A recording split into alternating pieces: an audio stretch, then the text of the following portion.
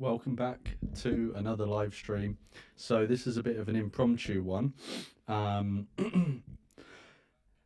and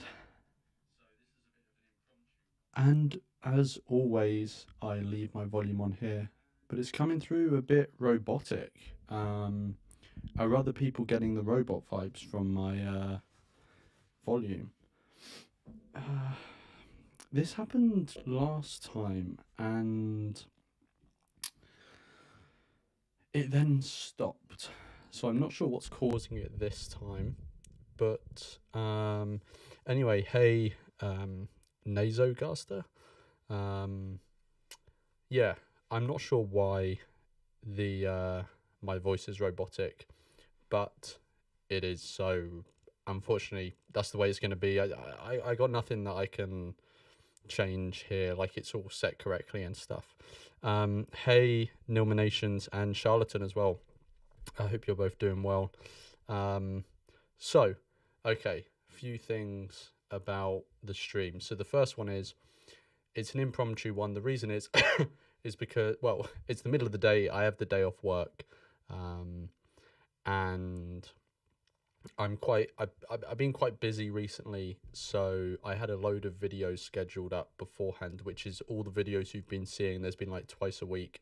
Yesterday there was the sort of debate discussion I had with the guy from the Present Fathers podcast, Dustin. But anyway, so it may look like I've been super busy with the channel because I scheduled a load of things up, but I've actually been very busy with other things recently as well.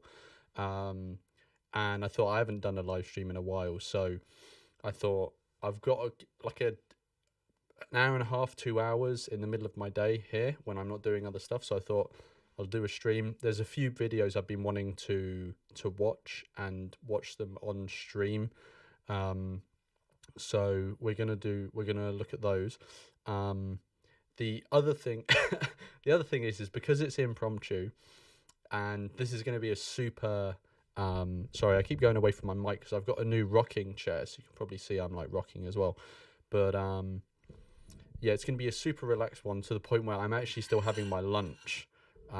So I will mute myself when I'm eating so that you guys don't hear it. But yeah, I will be eating as well, which, it is what it is. Anyway, so I think that's basically all the sort of preamble I was going to do. The only other thing I was going to say was, for anyone that doesn't know, there's the conference coming up soon. If you don't know what the conference is, just type in anti-natalist advocacy to Google or YouTube. Go to our website, go to our YouTube channel, and you'll find information there. You'll probably find more information on the website, but it's actually being streamed on the YouTube channel. And yeah, sign up to our newsletter. That is where you're going to get all of the sort of concrete information, and so you know what everything is going on. And the final thing to say is, yeah, well, no, that's basically it. If anyone wants to show any, like they want to support the channel and the work I'm doing and the videos I'm producing, and also the stuff outside of the videos, because there's a load of stuff going on in the background. There is a link in the pinned comment and in the description with a link to make a donation. You can also leave a message and ask a question and stuff like that. So I'm planning on doing 3 videos in this one. So it's not going to be a super long live stream. But before I do that, I just wanted to say hello to a few more people in the comments. So Nilmanation says, "Hey Lawrence, thanks so much for all your amazing anti-natalist videos, sharing your awesome wisdom. Cheers, and hi to everyone else, sending your lots of love from Cambridgeshire, England." Thank you so much, Nilmanations. And it's cool you're in Cambridgeshire. When was the last time I was in Cambridge? Within this last year. I can't remember when it was, but yeah, I sometimes go there because I have friends in Cambridge.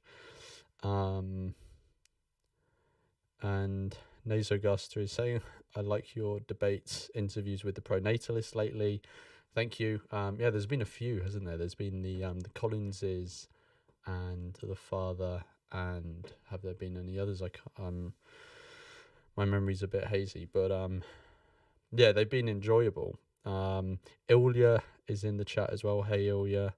I actually don't know what mukbang is. I know it's a word, but I actually don't know what it is. I know it's like an internet thing, but I actually don't know what it is. I think it's like ASMR or something, right? I'm not sure. I don't know. Maybe it's not like ASMR. And Nil Y is in the chat as well. Nil Y says, OMG reacting. How can you watch some anti-natalism related content I've sent you on Instagram? Unfortunately, Nil Y, quite a few people send me sort of random messages on Instagram, so I kind of lose track of stuff. That if there's specific videos you want me to see, it's best to email me. That's the best place to do it. My Instagram is actually private, like it's just my private one. It's not for YouTube, so yeah, I tend to either not reply to messages on there or just tell people, like, you know, this is my private one, so I don't really do YouTube stuff here. But anyway, let's get on to the videos. So the first one is this one here. It's cut off a bit, but it's called "He Wants All Life to End. Muslims Challenge It." So basically, the story behind this is a few of us went to, there's a place called Speaker's Corner in the UK, and basically people go there to debate different ideas and topics and stuff, and it's relatively dominated by like Muslim apologists at the moment. So there's a lot of like sort of Muslim YouTubers who go there, often like debate me bro type people. I don't know how, John just got talking to them somehow, and he then went on their channel, and I'm actually in the background of this video because I was like, I'd lost John in the middle of, because we were doing we were holding up some stop having kids signs, and I had just had like a particularly long conversation and was like, okay, I've just finished this conversation, I'm going to go see how everyone else is doing. I found all the others, but I couldn't find John, so I was like, where is he? And it turned out he'd been talking to these Muslim debaters for an hour. So yeah, they started talking to him, I think, because of the signs he was holding. So the first 5 minutes is really about like anti-natalism. I can't remember exactly what they talk about, and then it goes on to general sort of like, does God exist stuff. So we won't watch any of that. Like, it's an hour long. We'll just watch like the anti-natalist bit.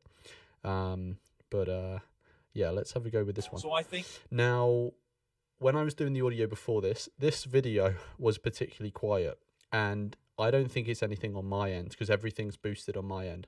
I think just the video itself is very quiet. So hopefully you can hear it. So what I'm going to do is, while we watch it, I'm going to mute myself while I eat, and we'll watch it. And then when I'm going to talk, I'll obviously unmute myself. It will be fairly obvious because I'll pause the video. So I might be a bit louder if you bump your volumes up to be able to hear this. But anyway, let's go. That by not having children and also choosing to go vegan, to not eat animals, that would be better. Now, the end result, I'm a bit nervous about this conversation just because there are different, it's very theoretical whether it would be a good thing for humans, not like the human race, to go extinct or not. Allah does say in the Quran, are you the creators of yourself? Or did you come from nothing? Or did you come from nothing? So that's rhetorical one could argue question. it's a rhetorical question, and it makes. Actually, how quiet is it for you guys? Because it's even quieter than when I tested. Everything's set up right. Why the fuck is it so quiet? The person sit down. Maybe their audio on their video is just really not good. How loud is it for you guys? Can you guys actually hear it? Okay, Nominations is saying it sounds fine. Okay, if you guys can hear it, I will just try my... Okay, you guys are saying it's fine, so let's just go. It must be... Maybe my headphones are fucked. And think, well, actually, did I create myself? In other words, did everything just come from nothing? Are we the creators of ourselves? In other words, Allah is telling us and informing us that if you use your reason, that you will arrive at the something has to always exist. Those who manage to pass that test that Allah has put on humanity, for them is paradise. Now, we may say, well, I don't agree with that test. I don't like that test. I don't like hell. I don't like this concept. Guess what? Not liking something doesn't change the reality of whether it exists or it doesn't exist, right? That's the important thing here. What happens is a lot of people, they say, well, what sort of a God would do this? What sort of a God would do that? Mate, it doesn't matter what you think.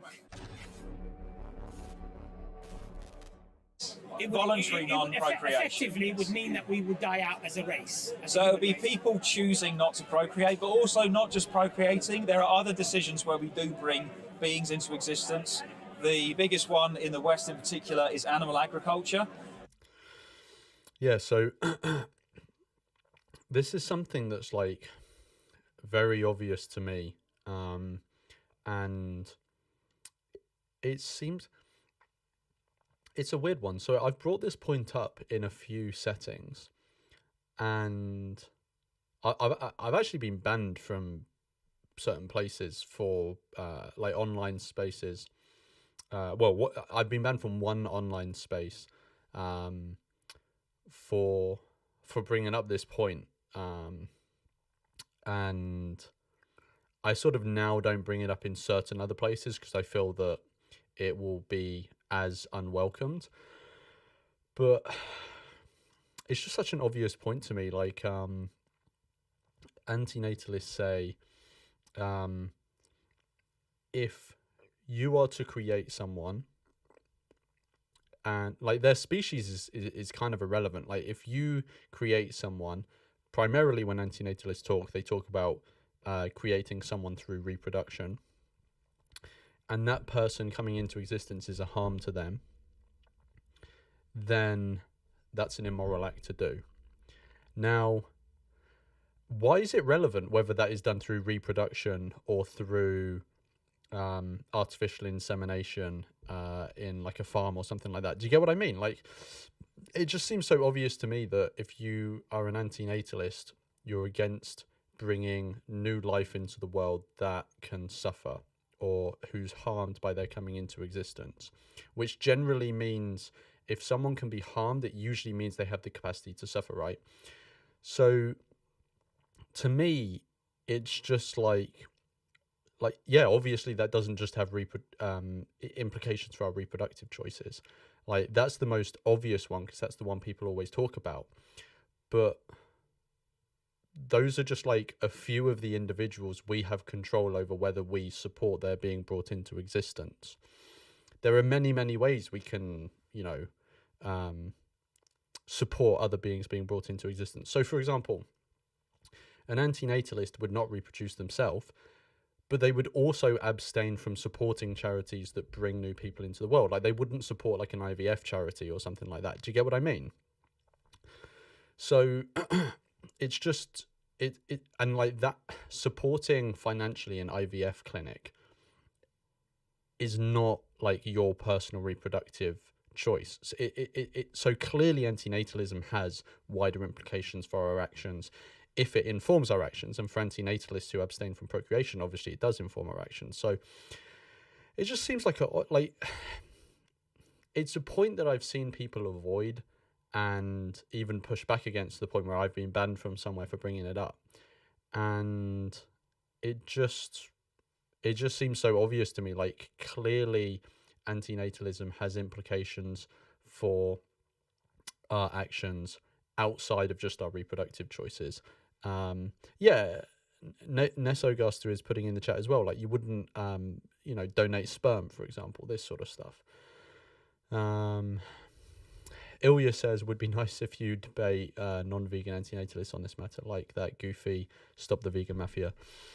Yeah, I mean, personally, I wouldn't debate that person. There are a few people I wouldn't debate just because personally I would not. I just don't, for a few reasons. I don't want to go into it because I don't want to talk about like specific individual people. But there are non-vegan anti-natalists that I have spoken to before, and I actually started to plan to organize something with some, but I I never like fully pursued it to the point where it came to fruition. But that is something that will come up in the future. It is something that will happen. I just haven't got around to like properly organizing it myself yet. Cool. Okay, nice. So we pay for animals to be brought into existence on farms and slaughterhouses. Unfortunately, many of them live quite bad lives and die some quite painful, bloody deaths in slaughterhouses. So I think that by not having children and also choosing to go vegan to not eat animals, that would be better. Now, the end result, and we can maybe we can talk. I'm a bit nervous about this conversation just because there are different. It's very theoretical whether it would be a good thing for humans, not like the human race, to go extinct or not. Right. And there are different arguments for and against that. Okay. But on an individual basis, I do think it would be good for individuals to refrain from creating new sentient beings. And in effect, if everyone were to follow your teachings, Yes. your recommendations, Yes. your sort of thoughts, Yeah. then the natural progression to that Yes. would be that The end result would be that we would go extinct, We would yes. go extinct. There'd be Yes. no humans left on Earth. Yes. Okay. Now, from your perspective, I presume that God is not in the picture, obviously, right? No, I'm an atheist. You're an atheist. And not an atheist in the fact that I'm maybe what would more colloquially be called an agnostic. Agnostic. In the sense of not that I'm convinced that there is no God, but that I'm not personally convinced that there is one. Okay, if that fair makes enough. sense. Yeah, fair enough. So my question to you really would be this: that your thought process, Yeah. clearly you would accept that it's subjective. Yes. It's Yes. what you've basically concluded, looking at the suffering and how it should be dealt with and how it should be understood. Yes. Would you agree that if a concept like God did exist, or God did exist, Yes. that would alter the very scope, the entire scope of the way perhaps that you might think about this particular issue of not reproducing and not having children? Yes, but It's interesting because it would depend on which God they're talking about. Because there will be some religions under which the teachings clearly encourage procreation, and if you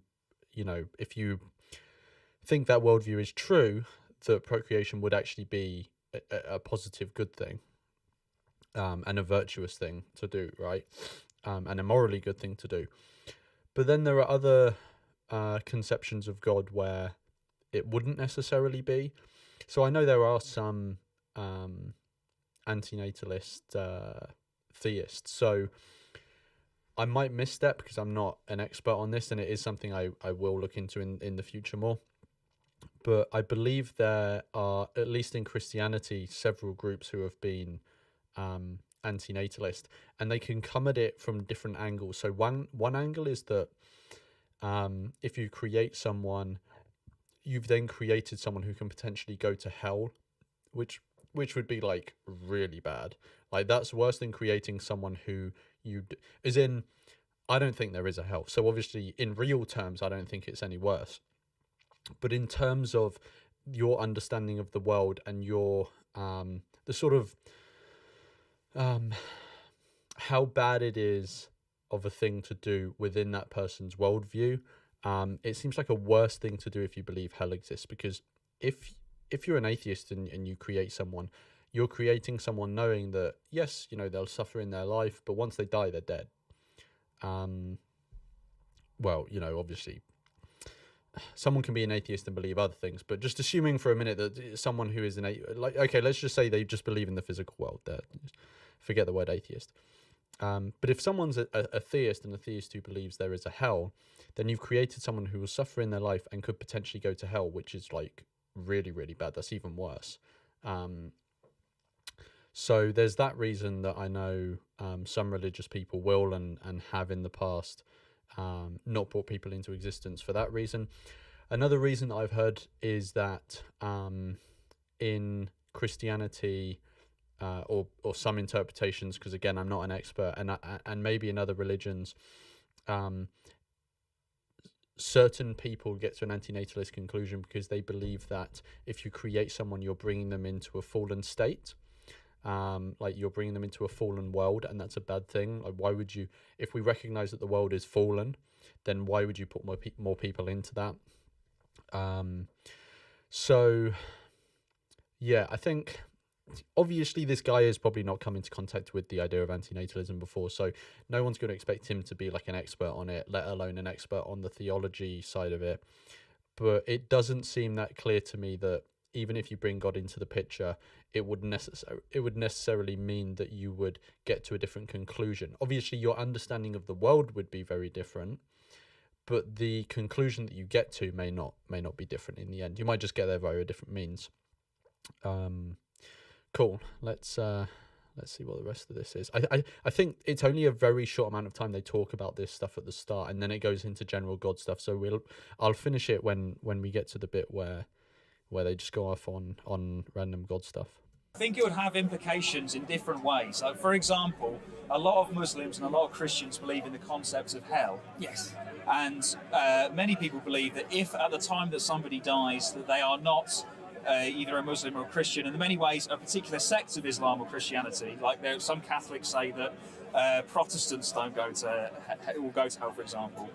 It would mean that you can argue that if God exists. And just to catch up on the chat a minute, so Nazo Augusta says, from what I understand in Islam, it's considered that Allah created all the souls that were meant to exist at the beginning of time. So to them, they are not personally creating a whole new consciousness. Right. So that, yeah. Sorry. Yeah. So, yeah. So if you, are a Muslim and believe that to be true, then obviously that's going to completely change how you see the ethics of bringing someone into existence. It would be interesting to know, like, it would be, I mean, I'm sure there's more detail to that. So, there would be more nuance because presumably, even though there's a finite amount of souls that have already been created, you can, I mean, I don't know the ins and outs of Islamic theology, but presumably they can't be in hell before they're born. Correct me if I'm wrong. But so even if the souls have been created, if you create a vessel through which the soul can then be on the pathway potentially to hell, surely that would still be like very bad even within their worldview. But again, not an expert on Islam, not an expert on theological antinatalism. So I might be wrong there. I'm just sort of speculating. Okay, cool. And John's in the chat. Hey, John, how you doing? And John, I actually sent you an email last night, so definitely check that out. But good to see you again, John. Concerning Christian antinatalism, look online for the free PDF entitled No Baby, No Cry, written by Martin Smith. I searched online about 7 months ago and found no other work by Martin Smith. Okay, that's interesting. There is another work by Théophile Diderot on Christian antinatalism. I actually forget the name of it, and I also have heard that it's been criticised. So, but obviously, just because something's been criticised doesn't mean it's all wrong. I haven't looked into it, so I don't know which bits are being criticised, which bits are seen as legit and stuff like that. But there is another one, John, if you are looking into it, called I think it might be called The Child-Free Christ or something like that. But if you look up Théophile Diderot, I can send you a link afterwards if you like. And I'm sure there are also many references to religious antinatalism in history, like antinatalist history books, because in the past, obviously, basically, to my understanding, basically everyone was religious, I guess, which is the case now as well. So anyone that was antinatalist was almost by default probably religious as well. Obviously, there are some exceptions and nuance there, like Al-Mari from what is modern day Syria. I mean, maybe you wouldn't call him an atheist. Maybe he was more of a deist, but he wasn't religious in terms of like he was part of organized religion. He was actually very critical of organized religion. Snake Killer Thura is in the chat, and also Henry, what's right answer, anti-imposition. Welcome to the chat. John says, No Baby, No Cry, it's a great read. It's very short. It covers very well the idea of protecting your babies from eternal damnation. I will check it out at some point, John. So thank you for reminding me. At some point I will do a video on like Christian antinatalism, but when I get round to it. Cool. Okay, let's finish off this video. And hell existed in particular, that would be an even stronger reason not to procreate, because if you procreate, then you risk putting someone in hell forever, if that makes sense. Yes. It would also make me question, I guess the problem of evil would come up, and not even just the problem of evil of people doing evil things, but just the fact that, for example, like a lot of wild animals, with nothing to do with what humans are doing, they live pretty terrible lives, being eaten alive and this kind of thing. So I would question why a loving God would create a world like this, but it wouldn't necessarily mean that. My point is basically that if God does exist, it wouldn't mean that antinatalism is wrong. It might even have stronger arguments to not procreate. But would you agree that the acceptance of a concept, hell or heaven, Yeah. the understanding of suffering, or the understanding of whether one should reproduce or not reproduce, that all of that, the reality of all of that, Yeah. doesn't change of whether God exists or doesn't exist. It simply is, I don't find it palatable, or I don't understand a particular concept. In other words, not understanding or comprehending something doesn't change the reality of whether that thing exists in the first place. I would agree with that, yes. So I think I was saying, I've forgotten your name already, buddy, but I was saying to you before that Don't worry, it's quite easily forgotten. I think that I'm not, in terms of like objective truth, I think there's like a state of affairs which exists, whether or not, like, I think we experience a state of affairs subjectively, like we could both experience something have a completely different. Yes. But there is like a state of affairs, and whether God exists or not would be like an objective fact. Yeah, it would be. Whether or not I could comprehend it. I agree. But the thing I'm going to say to you is that, you see, just because I find a particular concept unpalatable, Yes. or I don't understand the implications or the facets Yes. or the reasons behind something, doesn't change the reality or whether the thing exists or doesn't exist. Absolutely, and that's really important for antinatalism. So, because what I would say just to you, finish this point. Sorry. Sure. It's not that I'm not happy about the state of affairs in the world, which is why I'm advocating. Just in case anyone hasn't noticed, these, and I'm just waiting to hear. Yeah, sorry, I was just waiting to hear myself on stream to see if the robot thing has and the sound was balanced out. Anyway, sorry. Yeah, so these are two of the signs that we had. So this one says antinatalism is compassion, and this one says procreation is a choice. And we had a few others which I think like 3 or 4 videos ago on my channel, if you go on the video section, there's a video of us doing outreach at Speaker's Corner, and you'll see the rest of the signs in that video. I can't remember exactly what all of them say word for word at the moment, though.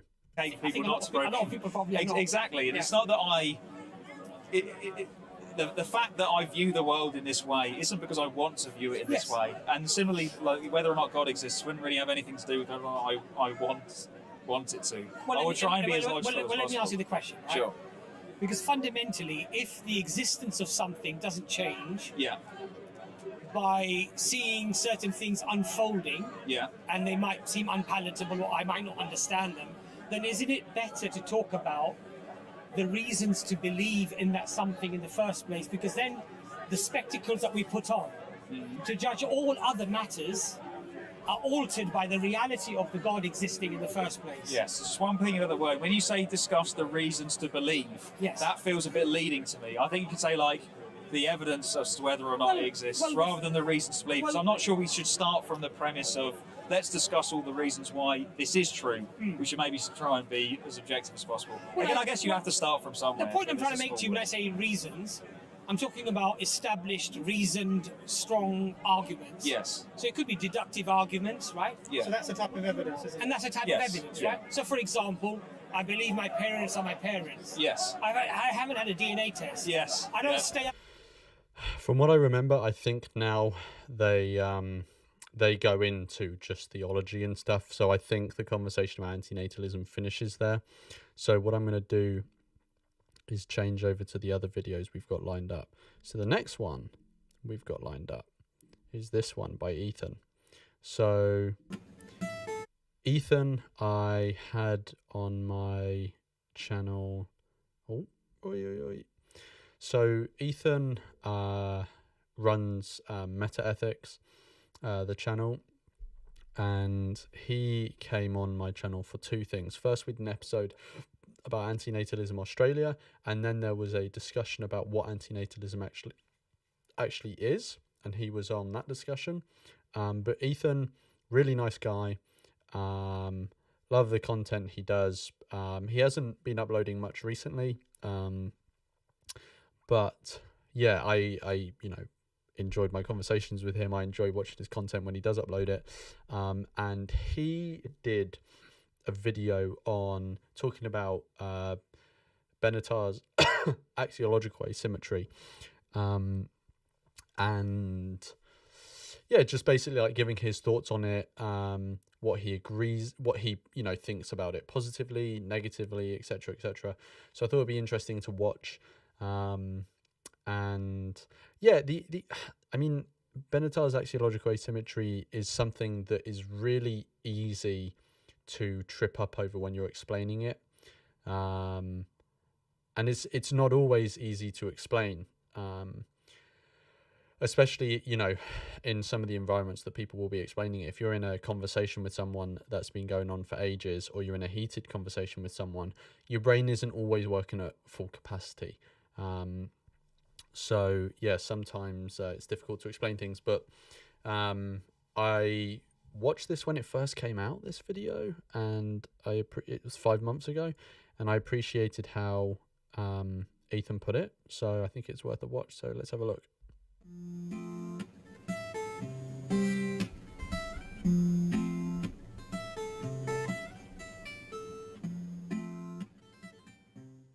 Hello and welcome to Meta Ethics. David Benatar's axiological asymmetry can be quite hard to wrap one's head around. It's become the source of endless debate amongst natalists and anti-natalists alike, with many dismissing it as pure nonsense and others treating it like an objective fact. Today I'll be attempting to provide a defense of the asymmetry and answer why I accept it. The crux of the issue is that David Benatar's asymmetry is descriptive, not prescriptive.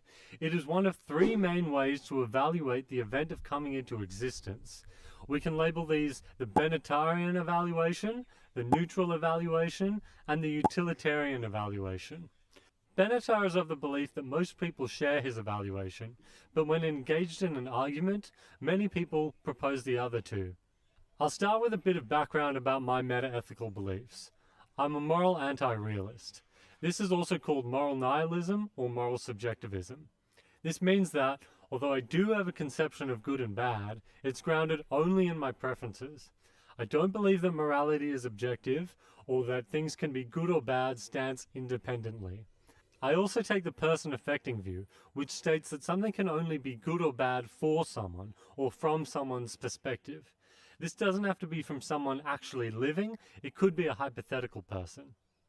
If we limit our scope to utility, I believe it's good to increase the utility of all beings who already exist, but I don't care about creating more people just to increase the amount of utility in the universe.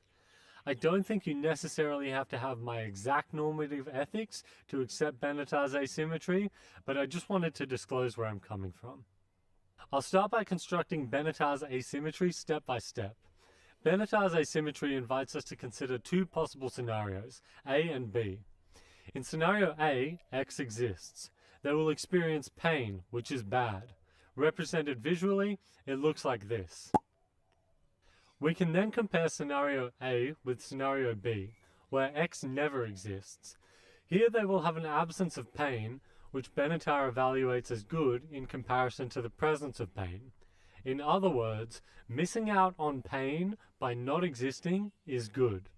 We must of course also consider that in scenario A, X will experience a presence of pleasure, which is good. Now to complete Benatar's asymmetry, we then consider that X will have an absence of pleasure. Missing out on pleasure they would have experienced had they existed is considered not bad on Benatar's view, who says that an absence of pleasure is only bad if there is somebody to be deprived of it, and that this is an accurate depiction of people's values. What I'm saying is these people that are married, that don't have children, they're not harming anyone. They're not harming these unborn children that they never have. They're not. Oh, that's interesting. I actually forgot about this clip that he plays. And yeah, it's just to show that like many people operate with the assumption of the asymmetry that Benatar describes. It's just that a lot of people, once you explain where that leads, reject it because they don't like the conclusion. And I mean, if someone doesn't like that conclusion, then one, they need to think about why they don't like the conclusion.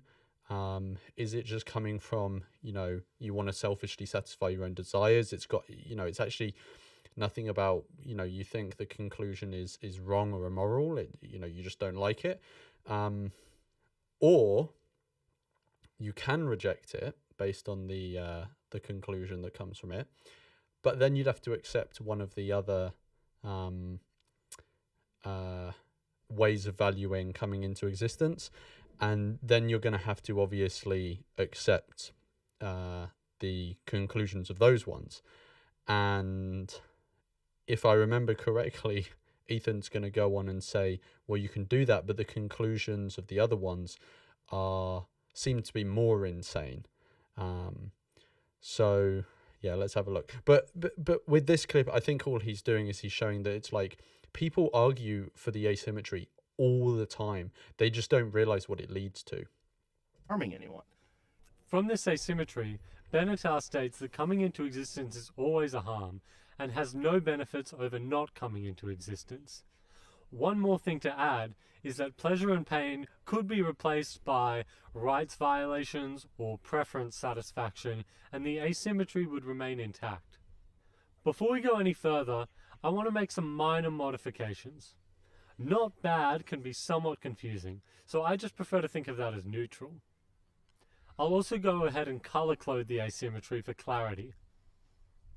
So now that we've established how Benatar evaluates coming into existence, we might ask why we should be convinced this is really the case. Why would the absence of pain be good for a non-existent being if the absence of pleasure is just neutral? Here's where we tend to run into some challenges, and where I notice the topic often falls apart. We need to remember that the asymmetry is not an asymmetry in what is objectively right and wrong, but an asymmetry in what Benatar values and potentially what humans in general tend to value. Benatar is not making a prescription that this is the case, he is describing human values. But when the asymmetry is challenged, anti-natalists often miss this and cling to it, assuming it's just true.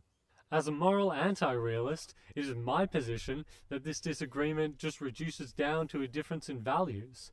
We have to accept that there are actually many ways to value coming into existence against never existing, and many alternatives we could propose to the asymmetry presented by Benatar. Instead of just writing them off, let's concede that it's not the case that everybody must accept Benatar's asymmetry. So my main problem with Benatar's, this Benatar table, it's that you may not just necessarily agree with it, and I don't personally agree with it. I'd say that the amount of possible well-being that we could achieve would far outweigh any suffering we could achieve. We can then ask, if they do reject it, what must they accept as a consequence? Looking at the implications of other evaluations against the Benatarian evaluation won't convince everybody, but is a much better way to clear up this issue than just dismissing it without a convincing reason. We will now discuss some of these alternative evaluations.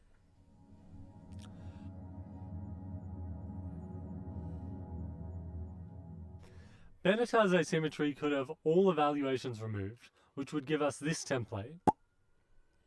We know how Benatar feels in this template, and we call this the Benatarian evaluation. By now, hopefully it's obvious where I'm going with this. You could actually fill in this template 81 different ways to construct alternative evaluations. Now, most of these would seem so ridiculous that nobody would embrace them, like this one, where pain is good and pleasure is always bad. However, there are two main alternatives that I do see defended quite regularly. We can call these the neutral evaluation and the So I think CDA activism, well, one is in the chat, so hey CDA, and is saying, I actually disagree with Benatar here. I don't see the absence of suffering as good. I only see it as neutral. So not to put words in your mouth, but presumably then you would subscribe to the one that Ethan is talking about here, the neutral table, or however you want to put it. Also, just to say hey to It Stands to Reason and Danny Ukhin. I probably just got that name very wrong. Apologies for that. And I just got something stuck in my throat as well. Utilitarian evaluation.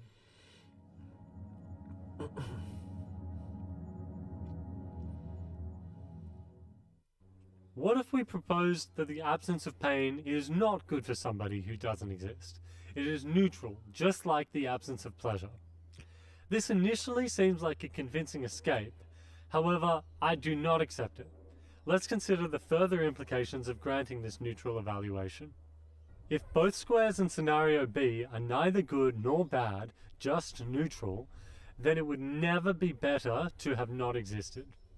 To understand why, we must remember that in scenario B, we are not talking about X's actual state of being, but rather we're talking about how we feel about the absence of what otherwise would have been present, just neutral.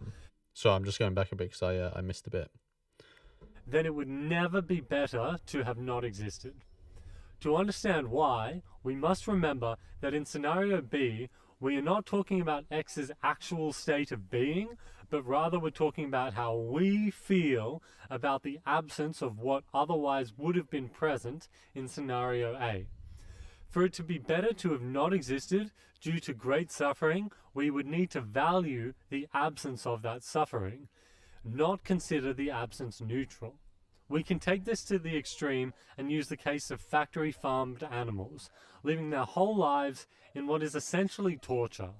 At birth, pigs are separated from their mothers and have their genitals and teeth cut out with no anesthesia. From there, they lived in cramped and unsanitary conditions, often covered in their own feces, until at a fraction of their natural lifespan, they are forced into an overcrowded truck with no water as they suffer the sweltering heat, only to have their throats slit. It seems clear to me that this pig would have been better off never existing.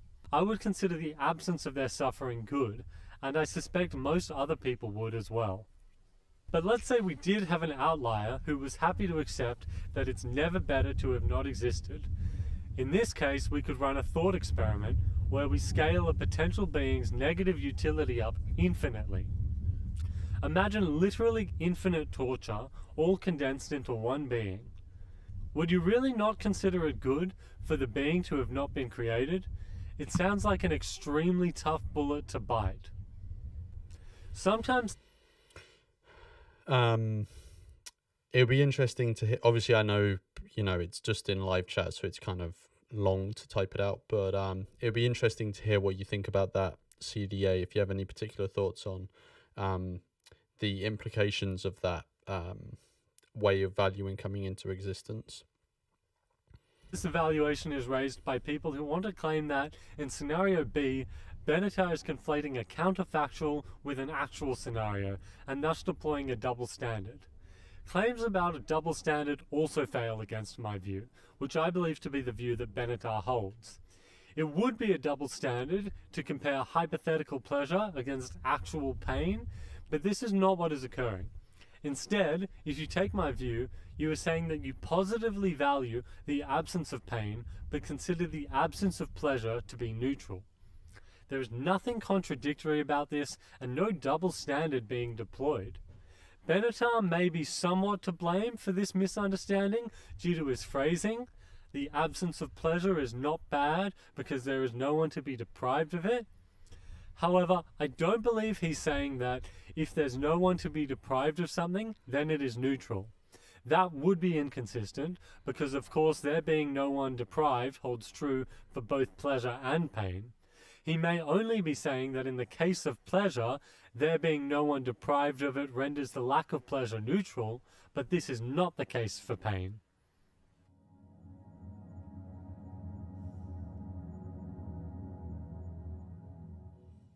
There is another proposed reconstruction of Benatar's asymmetry, which I will now discuss.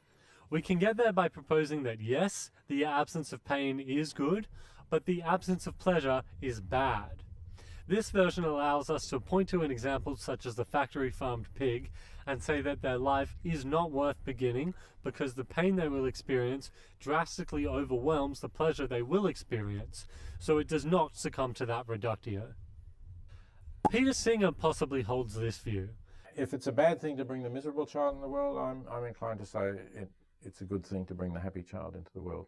He also believes there is a need to simply increase the amount of utility in the universe. The universe would be better with more utility. When you say we can reflect on the nature of pleasure and see that it's good, what does that adjective actually mean? If we're prepared to talk about values, it means that the universe is a better place if it has that in it, and I would say if it has more of it in it. Better in what? Like better for you? Sure, No, better full stop. I don't want to say that all values are only values for someone. I like what Abal Essiel has to say on the topic.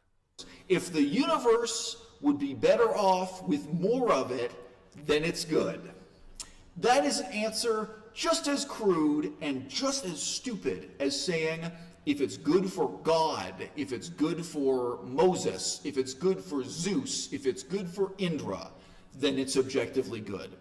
All you're doing is appealing to an abstract sock puppet, an abstract hand puppet, shall we say, that is a stand-in for your own judgment. As I that guy, I don't know too much about him. I believe he's done some videos on anti-natalism, and I don't think he I think he's not a fan of anti-natalism, although I might be getting this wrong, but I think the videos I've watched of his on anti-natalism, I think more of his critique was angled towards specific people who are anti-natalist rather than actually anti-natalism itself. I might be getting that wrong from memory because it was a while ago I saw some of his videos, and it also may just be that I've seen some of his videos on anti-natalism and not others.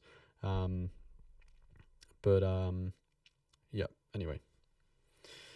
You know, it would be interesting. Maybe I'll try do this, getting like a discussion on the asymmetry together with people of all three views. So get Ethan for the asymmetry, get I think like Michael from Vegan Space Scientist subscribes to the utilitarian one, but I would have to check that with him, and then get someone for the neutral one as well. I don't know if, I mean, obviously CDA, you said that you subscribe to that one.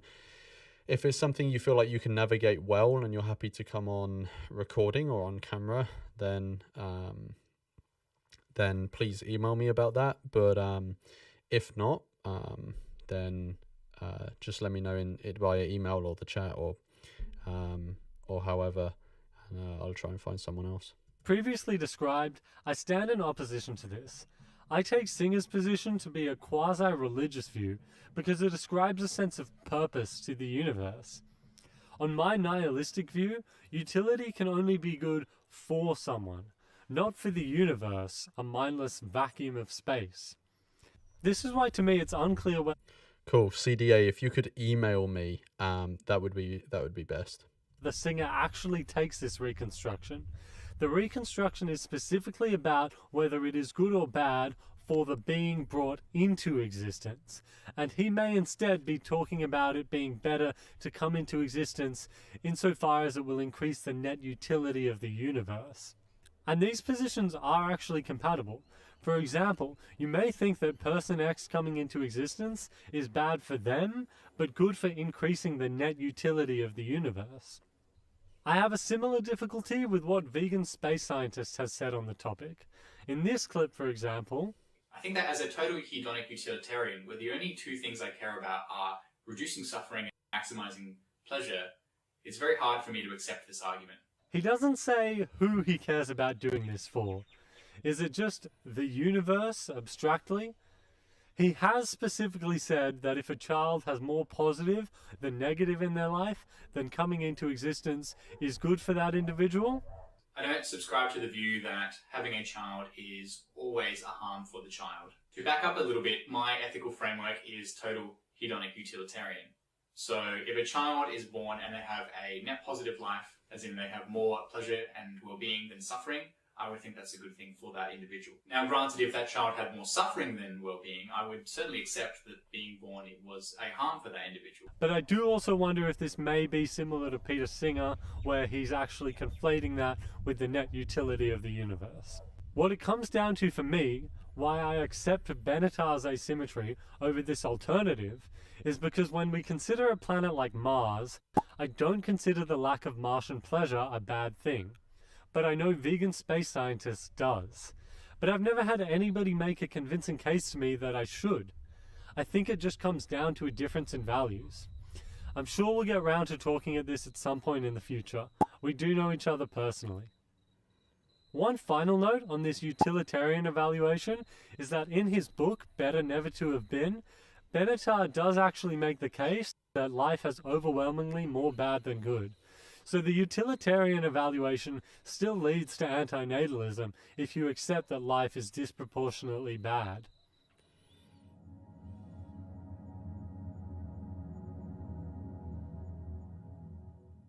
Some people may say that Benatar's original asymmetry comes with its own reductio. That is, that it is always a harm to come into existence. To this, all I can say that one man's reductio is another man's reason. Benatar's asymmetry is a lot easier for me to swallow than the alternatives, and rings true with my intuitions. Perhaps the same is not true for you. I've spoken with people who insist on the alternatives I've shown, but I don't find myself agreeing with them. Benatar raises the question of how we value coming into existence over never existing, and obviously people with a range of meta-ethical frameworks are going to come back with a range of responses. Benatar hasn't shared his normative ethics, but he has said he's not a utilitarian. Are you a negative utilitarian? No. A lot of people assume that my arguments are utilitarian, and I don't take them to be utilitarian. What is your normative theory? I'm not going to answer that question. I'm just going to say that my arguments for anti-natalism are theory neutral. The asymmetry describes his evaluation, and he's of the belief that most people share his view. I am a moral anti-realist.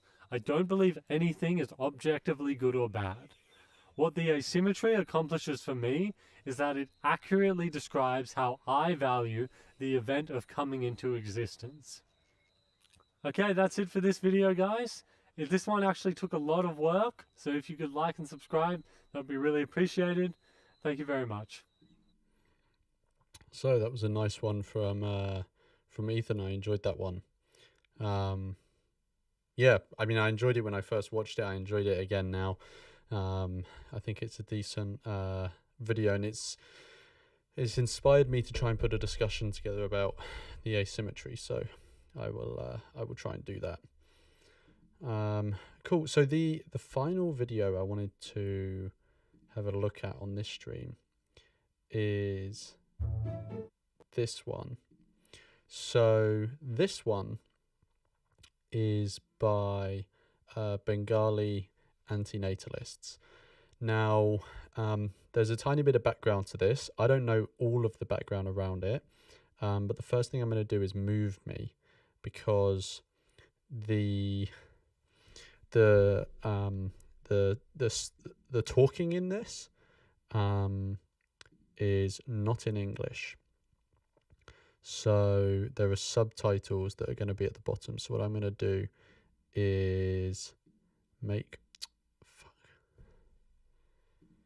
make myself very small up at the top here, because the subtitles will be down here. Okay, so the background behind this is that it was National Cancer Awareness Day recently in India. I'm not sure exactly what day that was. It doesn't say in the description, but basically a few people from Stop Homing Kids India went out and basically were putting out the message of, like, the only way for some to not create more cancer victims of cancer, is to not create people.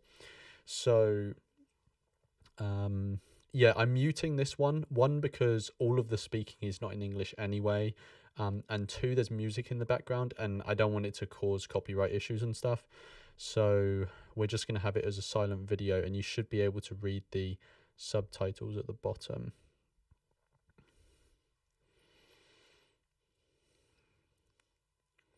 So there's one of them putting up a "Stop Having Kids" poster on a wall. I'm not exactly sure what part of India this is in.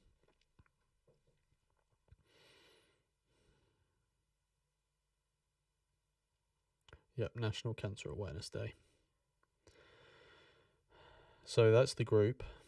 And just so everyone's aware, here at the bottom, you see these yellow... the subtitles are quite small. To be fair, they should have been a bit bigger. They are quite small. So hopefully you guys can read them. But yeah, let's continue.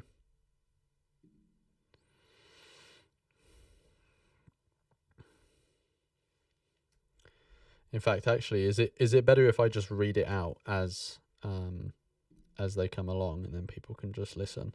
So let me put down the playback speed a bit.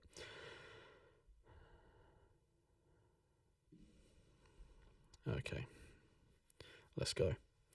So, what is the happiest moment of your life? Question mark. Or what is the peak of happiness a person typically experiences in life? This could include savouring exquisite cuisines, relishing breathtaking views on holiday, orgasms, partaking in festival celebrations and other joyous occasions. Now let's contemplate a scenario in which 9 babies are about to be born in the next minute. You have the opportunity to provide these 9 children with what you consider to be the ultimate happiness in life. However, in exchange, one of these children will have to endure cancer. Just picture for a moment that these 9 kids are standing in front of you right now.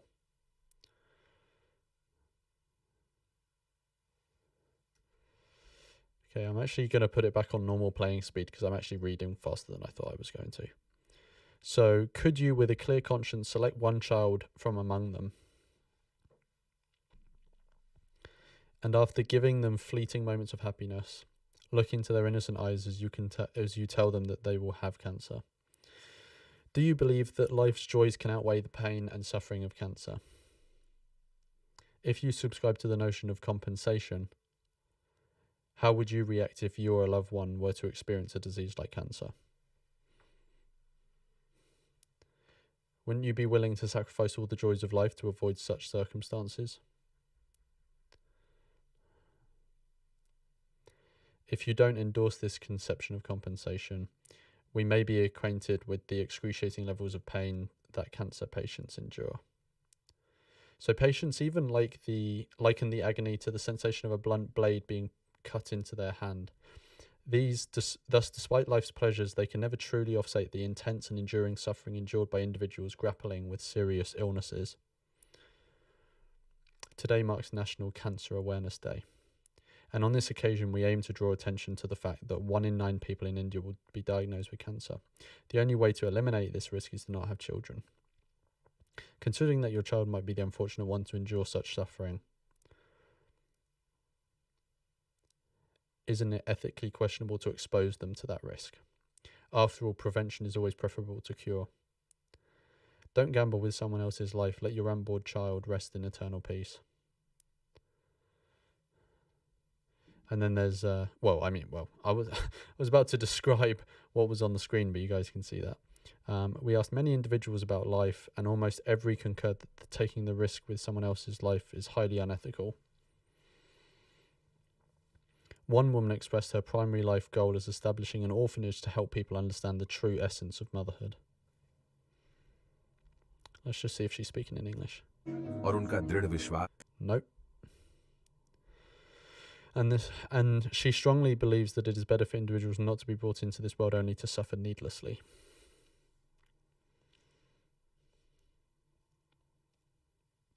What was your perspective on this? Would you be willing to take a gamble with someone else's life?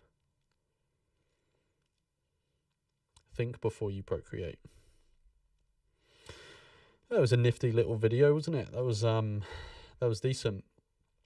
And it was cool to see like an interesting use of a national day as well.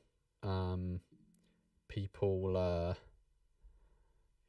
you know, because there's loads of days where people sort of promote certain messages or celebrate certain things, and they don't actually realize that they are essentially funding or perpetuating the very thing that they're celebrating being against, or raising awareness against.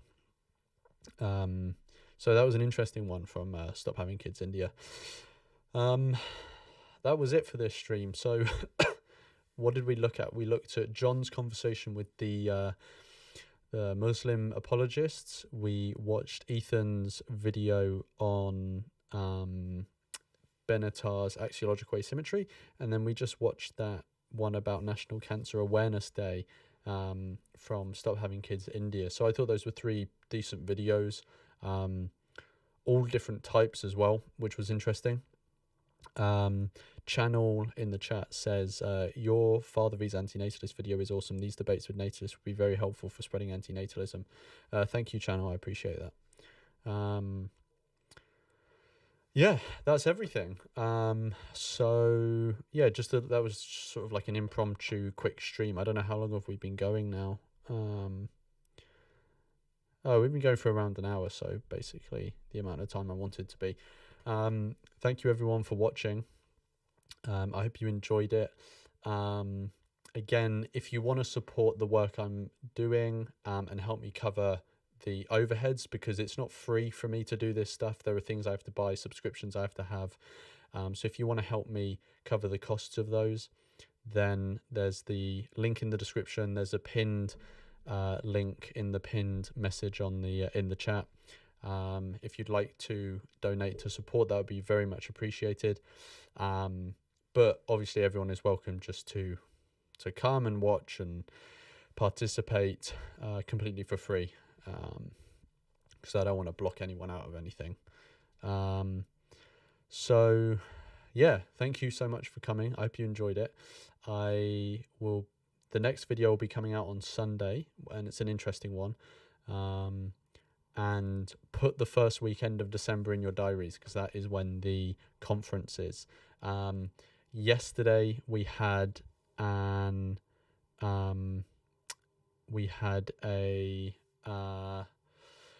what do you call it? We had a interview on exploring antinatalism, talking about all the things you need to know about the conference.